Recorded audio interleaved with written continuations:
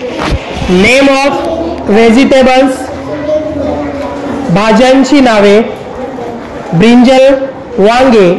fenugreek मेथी, garlic लसूण, potato बटाटा, corn मका, स्पॅनच पालक, पी वटाणा, गुवार गवार, बीटरूट बीट, कॅरट गाजर, रॅडिश मुळा, तिंडा तोंडळे, टोमॅटो टमाटे, ओनियन कांदा, ग्रीन पीज वाटाणे, जिंजर आलं, मशरूम अळंबी,